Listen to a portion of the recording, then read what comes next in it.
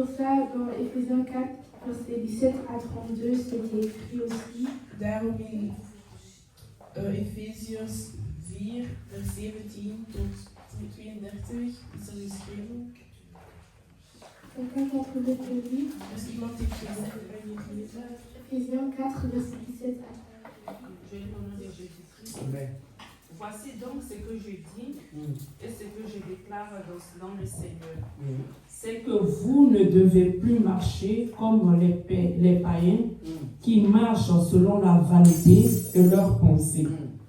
Ils ont l'intelligence obscurcie, ils sont étrangers à la vie de Dieu à cause de l'ignorance qui est en eux, à cause de l'adoucissement de leur cœur.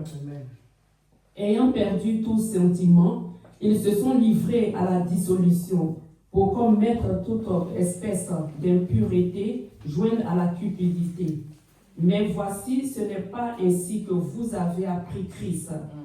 Si, du moins, vous l'avez entendu, et si, conformément à la vérité qui est en Jésus, c'est en lui que vous avez été instruits à vous dépouiller, eu égard à votre vie passée, du vieil homme qui se corrompt par la convoitise trompeuse, à être renouvelé dans l'esprit de votre intelligence et à revêtir l'homme nouveau, créé selon Dieu dans une justice, une sainteté que produit la vérité.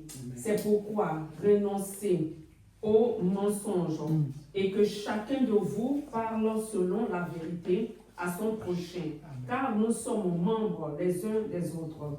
Si vous mettez en colère, ne péchez point, que le soleil ne se couche pas sur votre colère, et ne donnez pas accès au diable. Que celui qui dérobait ne dérobe plus, mais plutôt qu'il travaille, en faisant de ses mains ce qui est bien, pour avoir de quoi donner à celui qui est dans le besoin.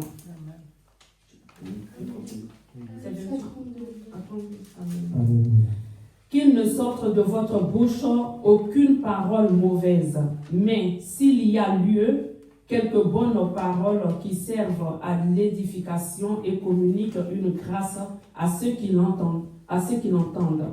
N'attristez pas le Saint-Esprit de Dieu, par lequel vous avez été scellés pour le jour de la rédemption. Que toute amertume, toute animosité, toute colère, toute calmeur, toute calomnie et toute espèce de méchanceté disparaissent.